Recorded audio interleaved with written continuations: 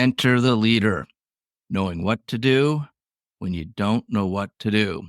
Hi, everybody. I'm your host, John Kundtz, and welcome to another edition of the Disruptor Podcast. For those of you who are new to our show, the Disruptor series is your blueprint for groundbreaking innovation.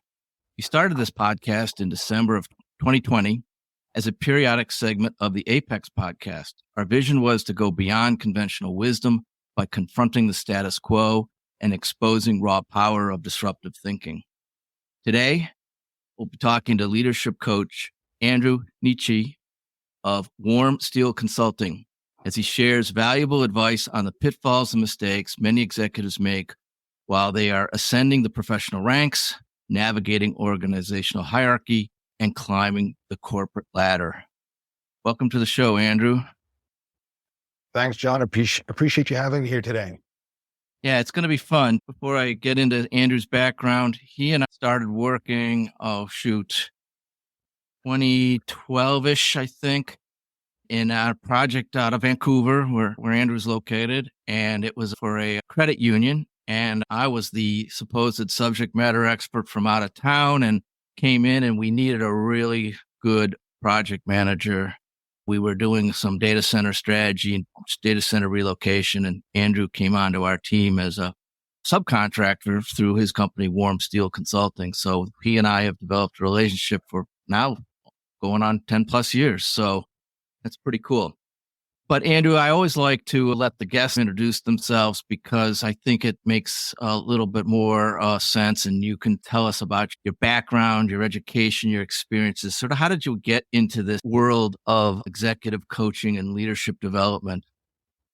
The irony is I never planned on doing this. My goal as a teen and early 20-something was to be teaching martial arts around the world. That was my passion. I would go take my university courses in the morning, get them done, rush over to the gym, teach for 6-7 hours, and train myself for another 2-3 hours. So my lifelong dream was to never put on a suit, teach martial arts. I used to teach de-escalation, conflict resolution to law enforcement and security personnel as well as regular citizens.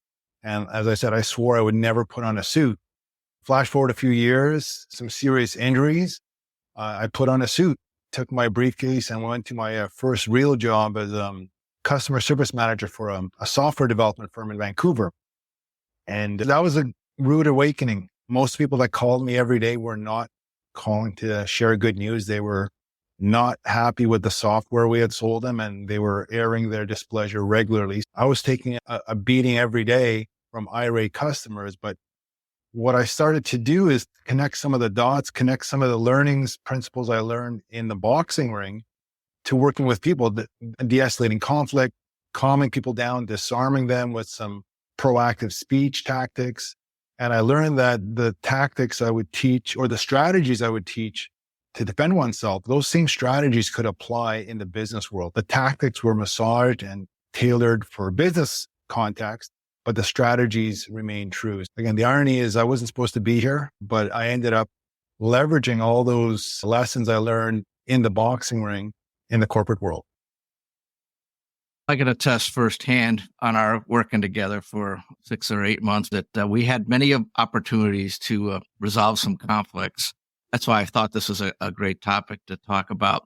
Much like you, I got into this business a little bit by accident as well. So I can totally relate to learning one set of skills and then pivoting and applying them to. I know that out of this experiences and based on the stuff we did together 10 years ago, you've developed this methodology that could go a little deeper on the benefits that a company or their executives might receive if they successfully provide conflict management and leadership development within their operations.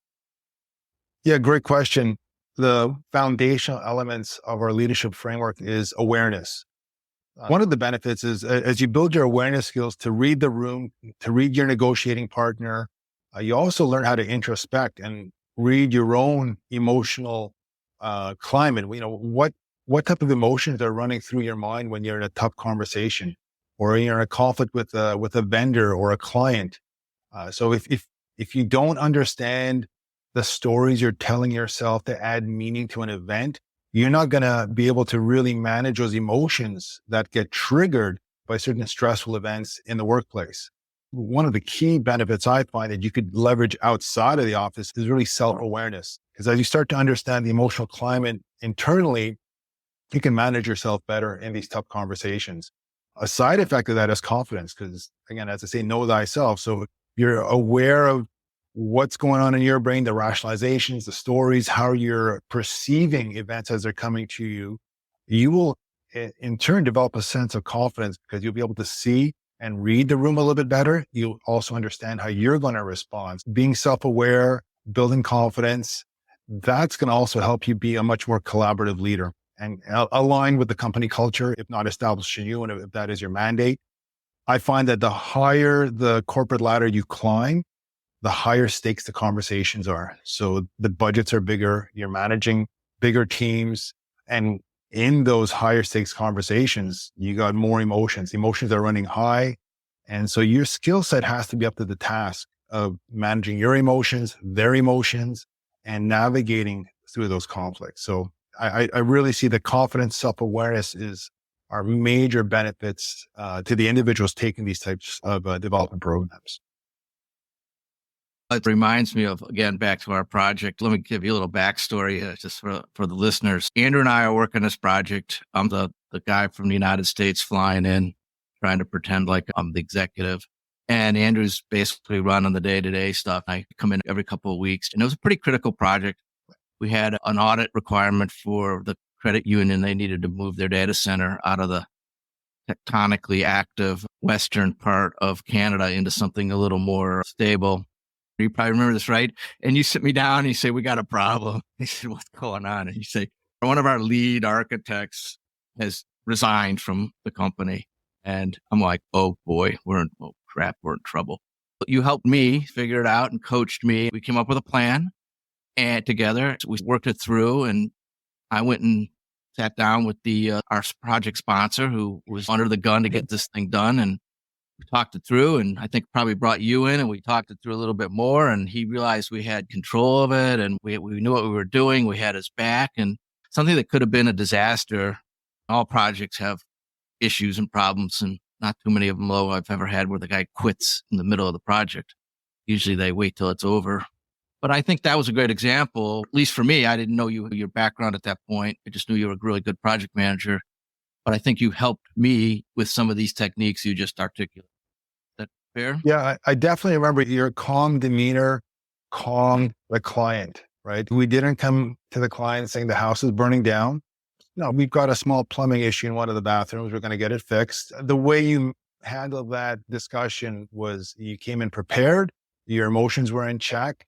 And I think that was just contagious. And that's actually a Navy SEAL maxim, which is calm is contagious. And that's how you presented the problem, and you already had a solution. So what could have been a massive explosion, eruption in the project, you explained the problem, you had the solution, and we still had a happy client. Well, and I got good coaching, to be honest. You had it figured out. You coached me through what we've done, where we are, what's missing, what is critical path, all these things that you were up to your neck in because of the day-to-day things. So again, I don't think it was me. I think I got good coaching and advice and teamwork that you and I put together. Anyway, tell me about when companies try to sync up their operations with this leadership development, because this is a word that's used over and over again, and there's lots of programs. And the reason I wanted you on the show is because the theme is the disruptor, and I like to look at things that aren't status quo. I thought your approach and your Enter the Leader program is definitely one of those unique approaches. And I'm sure it's based on things that you've experienced and seen. What are some of the typical pitfalls that organizations or executives who are trying to deploy a leadership program or within their organization? Again, great question. And agree that there is a ton of leadership development programs out there. I think one of the key misses is ignoring the foundation. And the foundation really is self-worth. Do you believe you have something of value to share and contribute? Do you believe you're worthy of having a seat at the table? Can you contribute? If that brick in the foundation isn't there and you devalue your own contribution, people will read that. I'm not talking about being arrogant or overly assertive, but just knowing in yourself and being aligned that, yes, I have something of value to contribute.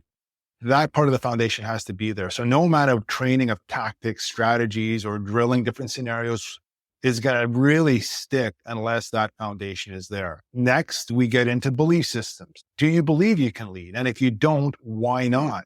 So that's something we work on exploring as well. Fear management. Again, I find a lot of the programs really dive right into the tactics and strategies right away, but you really need to get that foundation covered first, and then you build the floors on top of that. And it's an approach we took when I was teaching women how to defend themselves.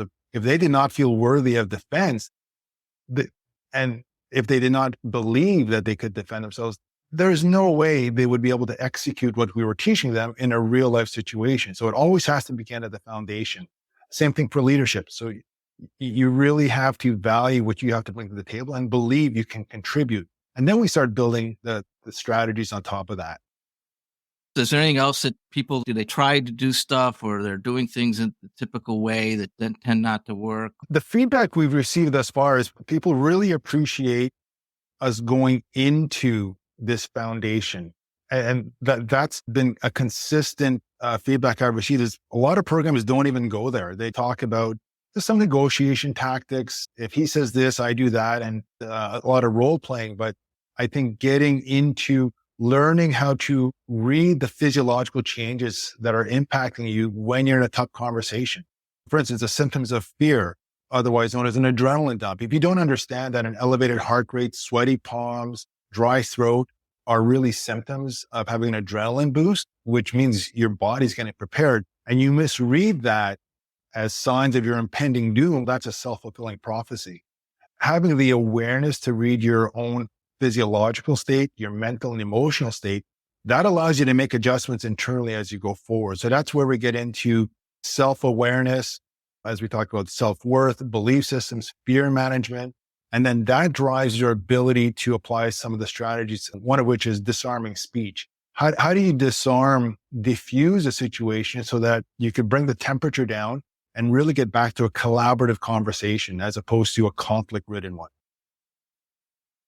It's interesting. I think we've all been in meetings where somebody is just irate and crazy and screaming and yelling, and you're just trying to figure out how do we bring it back down. Like I said, all projects, all situations, there's problems. That's the nature. How do you get started after listening to some of these cool ideas and taking this idea of the stuff you learned through training, martial arts and other programs? What advice would you give to somebody that wants to get started, or to an executive that maybe is looking to put a leadership program or a leadership journey into their organization or into their team? I would canvas the team probably anonymously and get some feedback on what are the biggest challenges they face on a day-to-day basis, and get into the interaction aspect, like what aspects of interacting with clients or vendors or partners. And depending on the role, or if you're talking to a sales team, they're regularly work on business development, interacting with potentially new customers and understanding what is working, what's not working. I typically put out a feedback survey right after each workshop, and we get a sense of what do people want to learn more of. And that really tailors the next workshop. We had one with a Vancouver group earlier this summer, and people wanted to get into more of disarming speech. What do I say in this situation? So we started with the foundation, and then they wanted to get more tactics because the foundation was in place. So we worked on that. Some people come back with just this disabling state of fear when they're in a high stakes conversation. And I remember delivering projects in my 20s and the chronic anxiety I would face and how I would center myself and just remind myself. One of the concepts I teach is building a trophy case. And in a nutshell, what that is a trophy case is your collection of experiences where you force yourself to go out of your comfort zone. So maybe you're a marathon runner, or maybe you're a golfer or a scuba diver. I took up archery recently. These are examples where at one point you were a white belt. You did not know how to scuba dive. You did not know how to use a bow and arrow.